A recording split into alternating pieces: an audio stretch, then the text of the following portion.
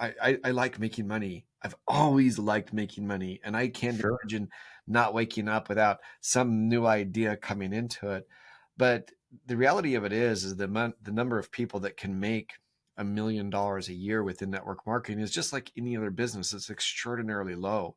But if you Sure. have the ability to provide value to make some money, $500,000 is a lifesaver to some people, but to be able to give them a meaning, that's a cool mission. Amen. Yeah. Yeah. And there's nothing wrong with having money. Just don't have money have you. Yeah. And that's biblical. Deuteronomy 8:18 says he gives us the power to get wealth. Yeah.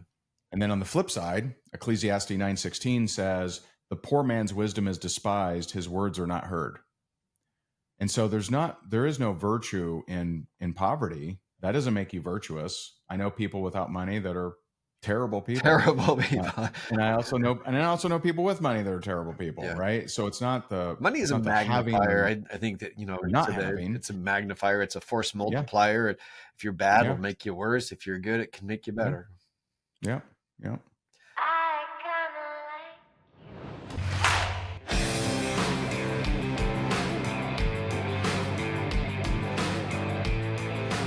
Hey, welcome to Networking Star. I am your host, Jeffery Boyle, and here on Networking Star, I have some of the most innovative, inspiring, and unique entrepreneurs. And today, I have somebody that I've known for a long time. His name is Ray Higdon.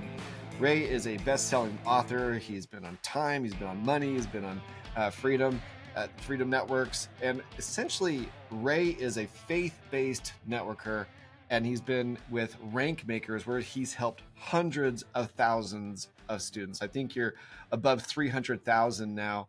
And not only does he have these students that he teaches, he speaks at events, and I've had him at some of my events, and they were really spectacular how he's able to get people to understand where they need to go. And he really helps those network marketers start to have success. Ray, I appreciate you being on with me. Thanks for being on Networking Star. Yeah, thanks for having me. And just a quick clarification: I've helped our students generate over 300,000 new customers. So I do not have 300,000 customers, but I've helped our students get 300,000 customers.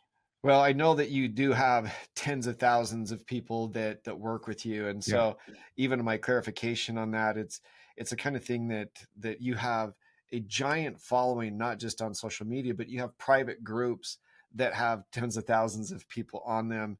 And you really made a huge difference in a lot of networkers.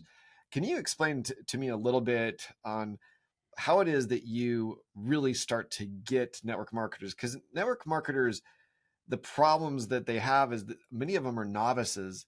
So how do you take a complete novice and get them to understand their true worth so they can start to make money? Yeah. So to find their true worth is a very different question. But to help people to start make money, one, I don't make any assumptions. A lot of trainers teach from their experience, and a lot of trainers were already influencers when they came into the industry. And so they were able to, bada bing, bada boom, now they have a team. And I just do not assume that. I make the assumption that their warm market hates them, that they don't have influence or a following, that they don't know what they're doing, and they've never had success. And if I can teach from there, then anyone who has any of those things can definitely benefit from that too. And so I would say that would be number one, is I assume they are not good at building rapport. They're not good at networking. They don't have influence. People don't respect them. So I start there. And then it depends on the level of granularity I'm working with someone. A lot of times, because I'm very consistent, and people recognize that, a lot of times I'm coaching someone to help them with their consistency. And with consistency, 100% of the time, not 99, consistency problems are because they've drawn the wrong conclusions of success based on observations they made as a kid, 100% of the time. So sometimes they saw their parents make a bunch of money and lose it, and something in their mind got set that if I make a bunch of money, I'm just going to lose it. So they'll sabotage consistency. If they had parents that were very successful but ignored them, well, they never want anyone else to ever feel that feeling like their children. So they will sabotage success and sabotage their consistency so that they don't make their kids feel that way, because that's the program in their head. And so there's a core group of probably 6 categories that I would say probably 95% of people that struggle with consistency fall into one of those categories. Um, some people as a kid, they tried really hard at something and it still didn't please a lot of times their father. And so they decided in that moment that why bother? Why bother trying hard?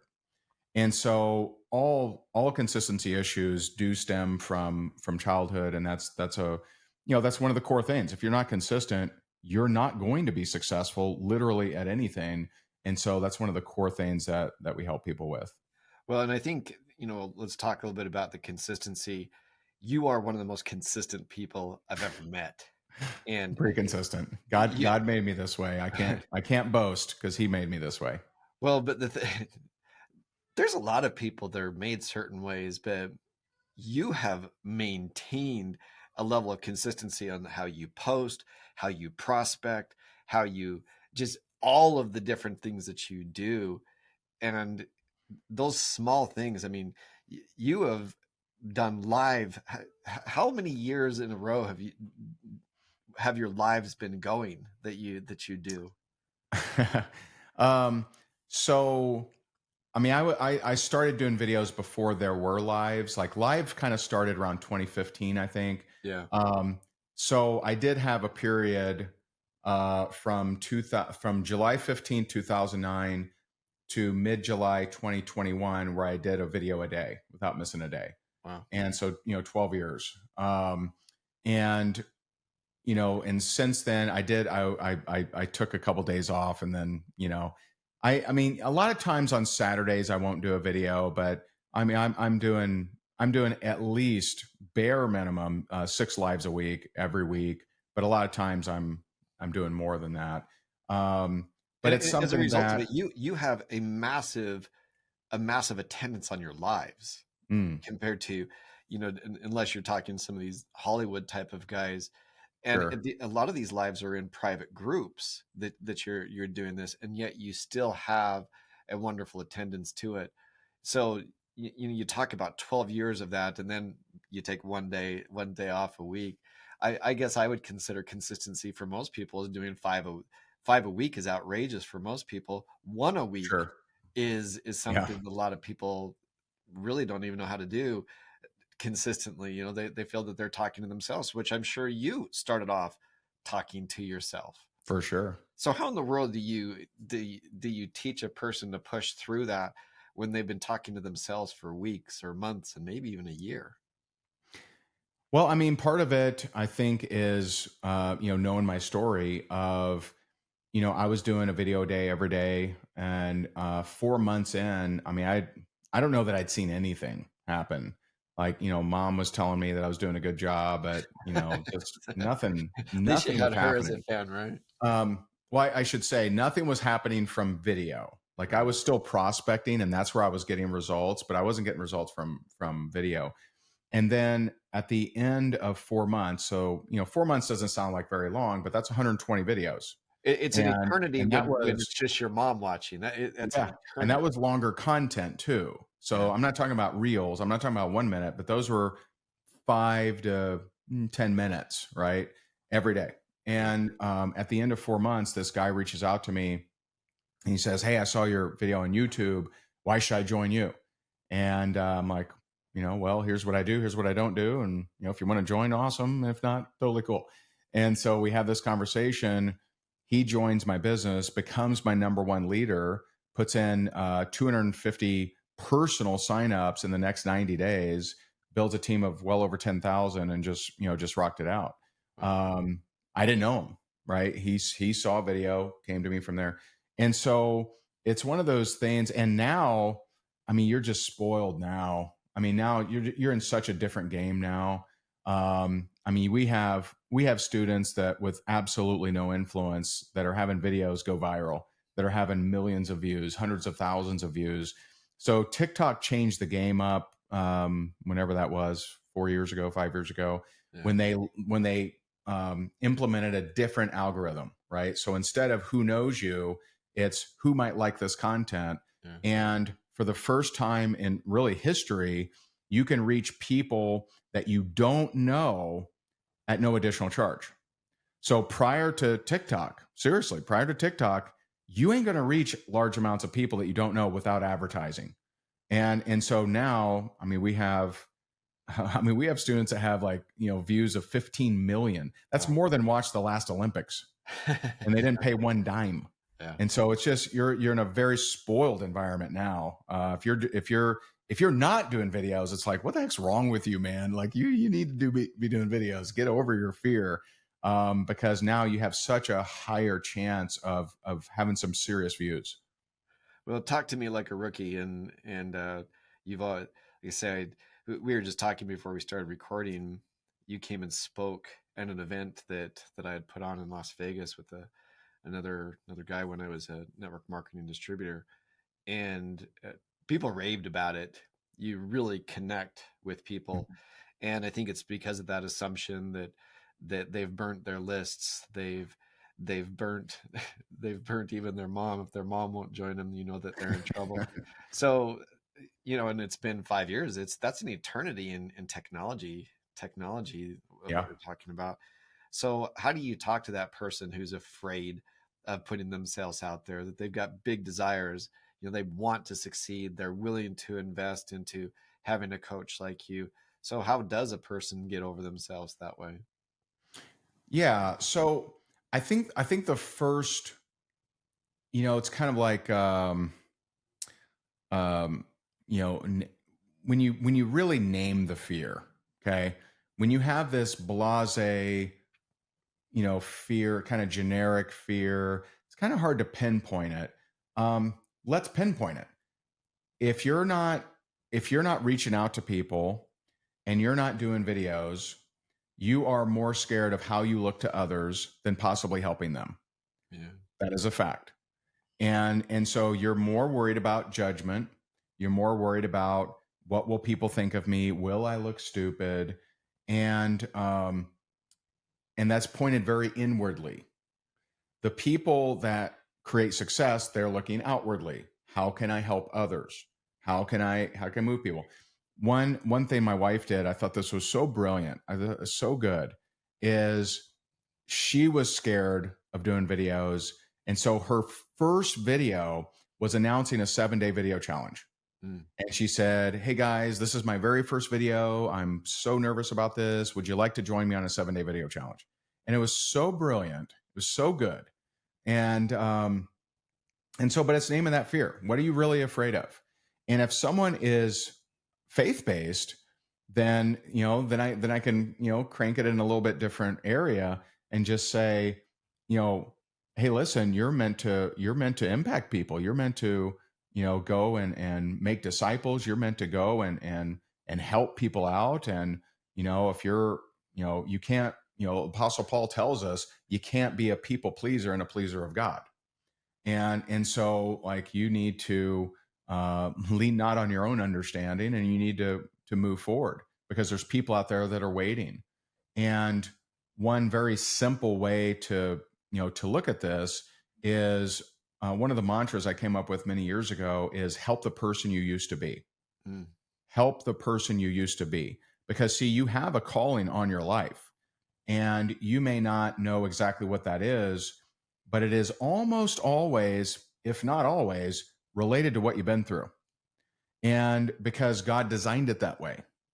God designed it for you to overcome, survive, make it through certain things, so that you could go and be of confidence and be of credibility to people who have gone through similar things or are going through similar things. And, there's actually scripture around that. It's, it's from 1 Peter, I believe, but it's like, we're to comfort those who we receive comfort from, right? When we've made it through something, we can now, with credibility, go and help someone. And I'll give you a perfect example. I have 2 friends of mine that unfortunately lost their son right? Their son passed away. I can't console them, Yeah. right? I mean, I can give them advice, I can try to help them, but I know, and one of them's told me, I don't understand what it's like. And I don't. Yeah. I don't understand what it's like. I listened to a podcast with Ed Milet and Granger Smith, which I highly recommend. It's amazing.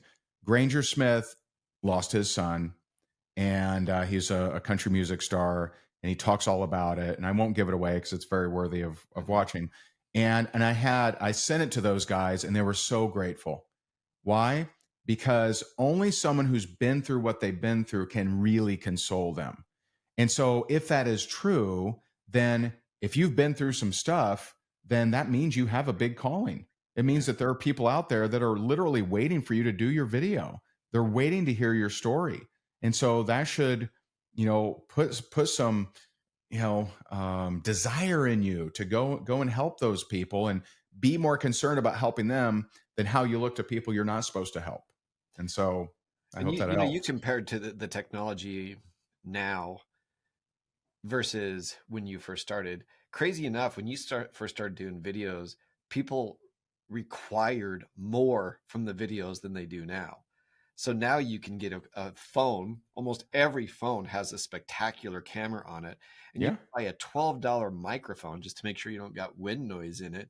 And all of a sudden, people are completely fine with it on TikTok and Instagram and Facebook. Whereas when you first start doing it, if you didn't have great video, if you didn't have great sound, if you didn't have the great things like that, people were far less forgiving than they are now. It's interesting. I've had people tell me the exact opposite. Like, I didn't get a professional studio until last year. I mean, there were times where I went to a studio or times where I went to and had a videographer or something. But for majority of the last, 15 years, I haven't had super high quality. And in the beginning, I had a little flip cam. Yeah. It had like a USB switchblade. You press it, right? And I'm outside, the sun's behind me, it's windy, you can't see my face. I'm like a weather reporter. Ray Higdon here, how are you doing?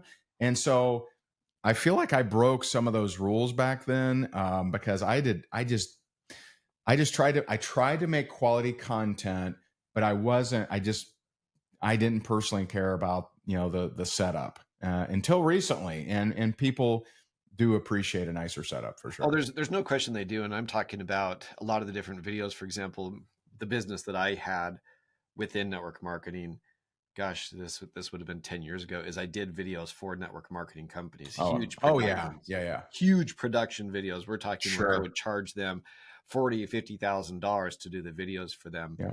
It's so much easier to do it now. I mean, you can get on, I've got, I may have sounded hypocritical.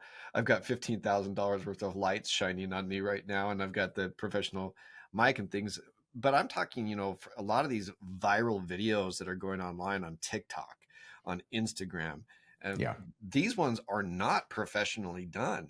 These are done with a phone, just in front of you, just talking.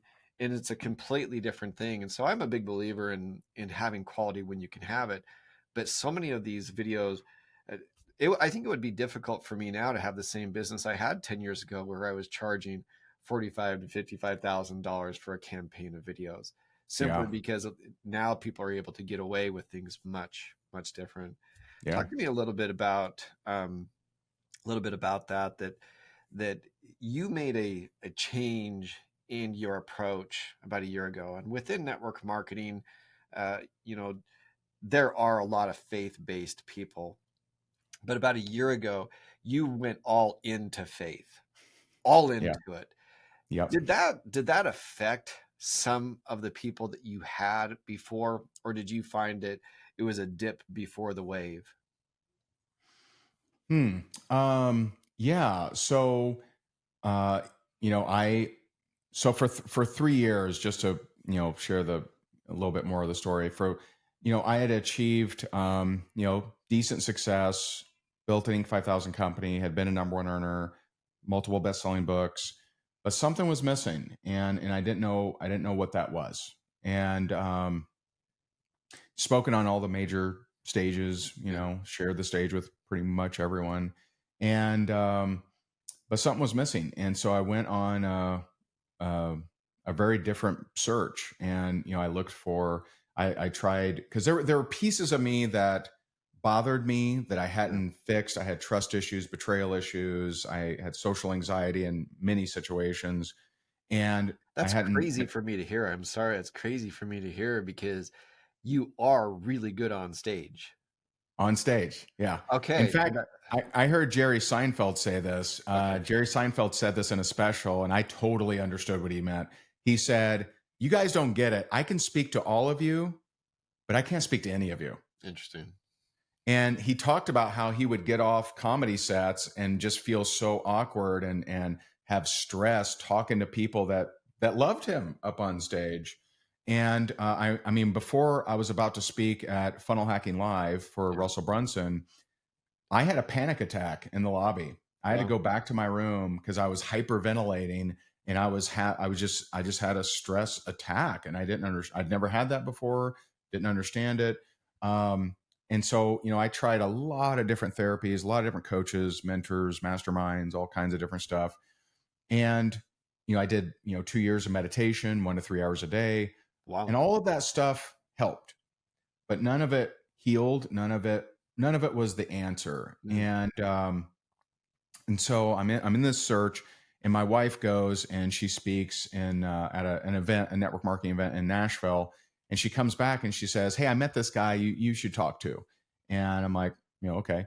And at the time, we're new age. We're as new age as you can be. I mean, I got crystals in every room. I mean, I'm new age, right? And nothing against it, but Sure. that's where I was. And so I get on this Zoom with this guy, and first words out of his mouth, "I see a big vision for you and God." And I'm like, okay. Because I didn't grow up in the church. I didn't know one verse, don't know what he's talking about. And he lives in Miami. And so we have like an hour talk, and none of it makes any sense, but it feels true. Mm. And it's kind of on my heart now. And I'm just like, what do I do with this? Like, I don't even know what to do. And do I go to church? Like what happens here? And so I don't know what to do. The next day we're in Naples and we go to this networking function, and I walk upstairs to this networking function. There's hundreds of people there. And I see this guy that I'd met before, didn't remember his name, didn't know what he did. And he sees me, he goes, "I see a big vision for you and God." I'm like, okay, that's weird, right? He's in Naples, the other guy's in Miami. They don't know each other. And he puts his arms over me. He's like 6'4", puts his arms over me, starts praying. He's a pastor, and he's praying, and he's like, "You're going to face a fork in the road, and you got to choose God." And I'm crying. I don't know what's happening. And we're in the middle of this networking function. People are walking here, here, here, here, here. All around us are hundreds of people, and I know most of them. We come out of the prayer. No one saw anything. No one said anything, which is impossible. It's absolutely impossible. You see a 6'4" guy and another guy crying in the middle of the networking function. You're going to say something. You're going to notice. You're going to be like, "Hey, you all right? You And okay?" look, Ray, you're noticeable. I mean, No one said anything. you were probably a speaker at the event, and people a lot of may have paid to be there. That's very interesting that no one recognized what was going on there in the middle of your foyer there. And so sorry, I don't know if you hear my dog or not. My dog's going bananas right now. But can you hear him or no? Yeah, that's okay. Sorry. And so I still don't know what to do, but again, it feels true. It feels like I'm supposed to go here. I'm supposed to figure this out. And so a couple weeks later, I have the original guy come over, someone from the church.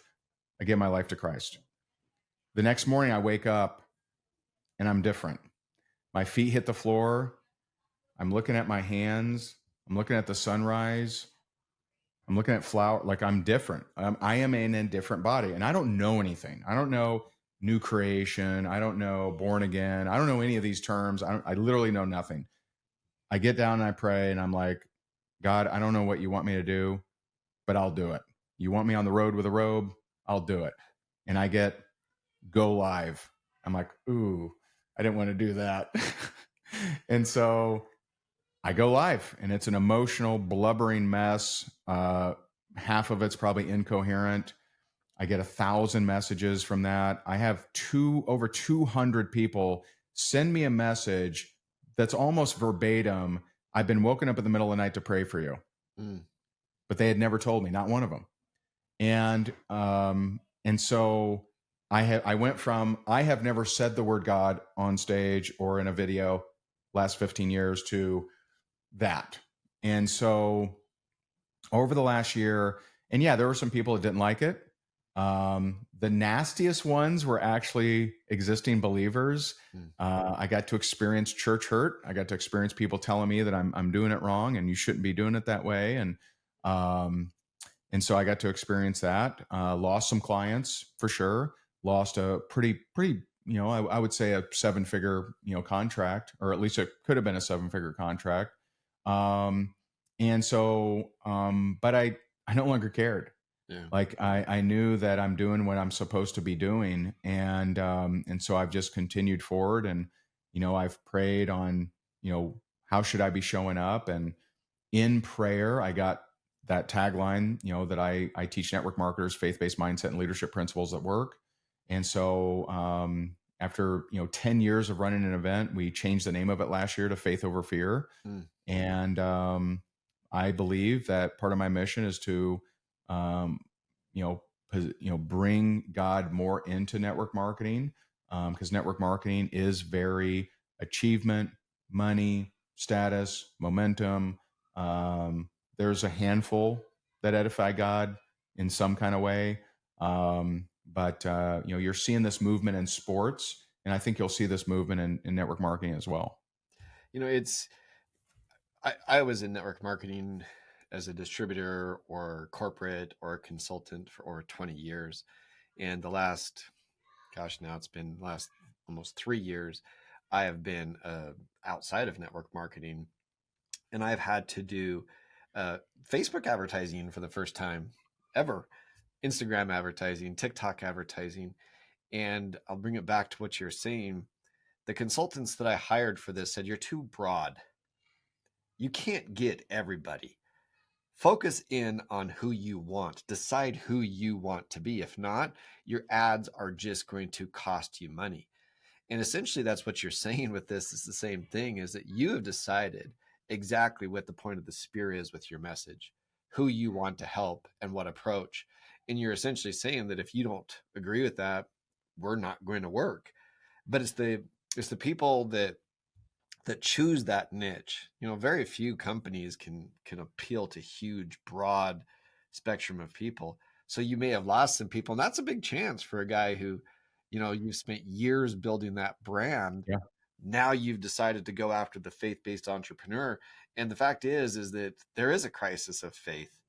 During COVID, what you can go buy Amen. alcohol, but we shut down the churches. I just thought that is wild.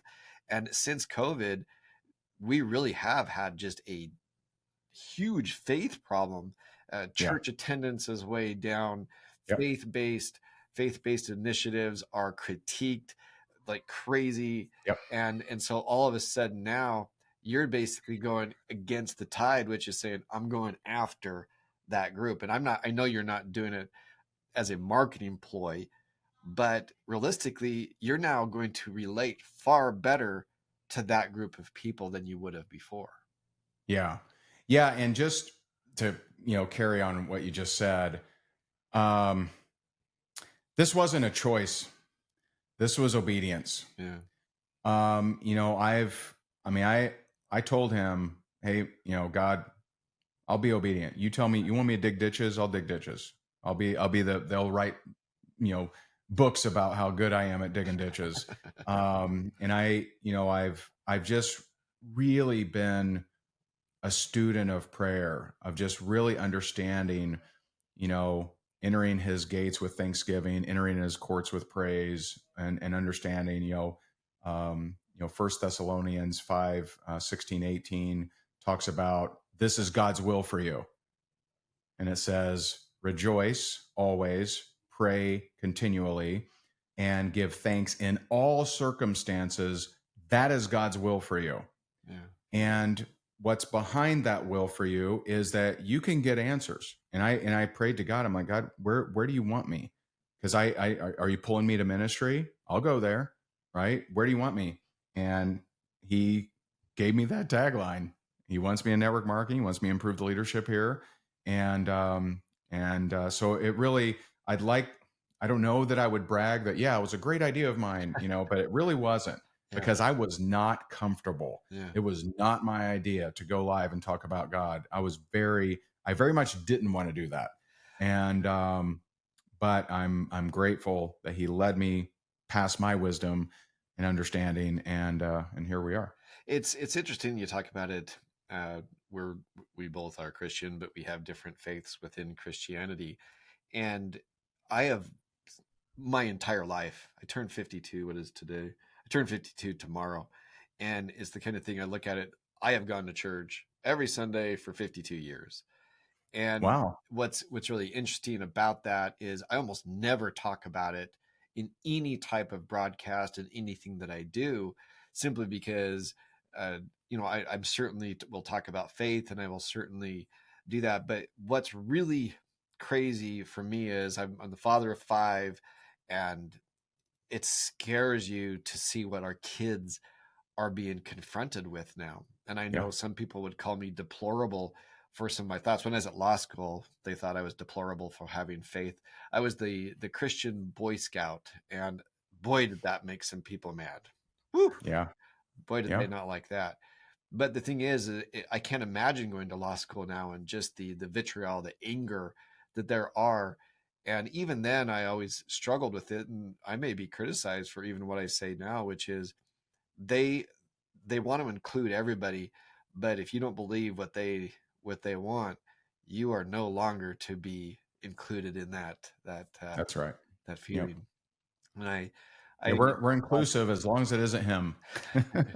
Yes, we love everybody, but not you. And it was the kind of thing of, gosh, it's been now years since I've been to law school, but it's kind of thing that there's not a lot of dragon slayers. There really is not. There's not a lot of people that are willing to put their faith out there and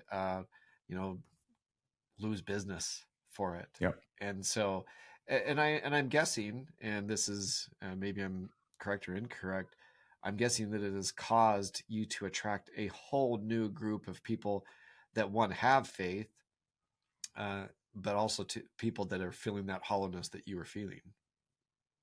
Yeah. Again, help the person you used to be.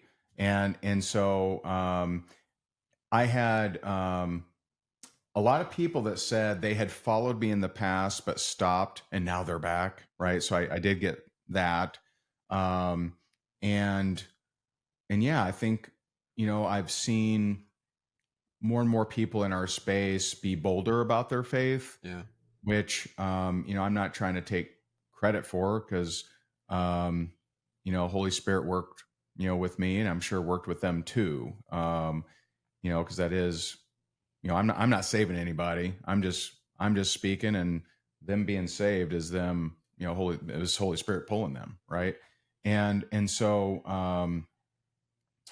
I do see people being, bolder about their faith. And, it's like the first, the shirt we created, which I probably should have wore, but it's, God first, putting God first. And if you're worried about losing business because you're going to talk about your faith, then that's not putting God first. Yeah. And that doesn't mean that everyone's called to be a minister, but, faith should be an exchange, not an addition. Yeah. And most people use it as an addition. It becomes a book on their, desk, or or a badge they hold on their necklace, chest, bumper sticker.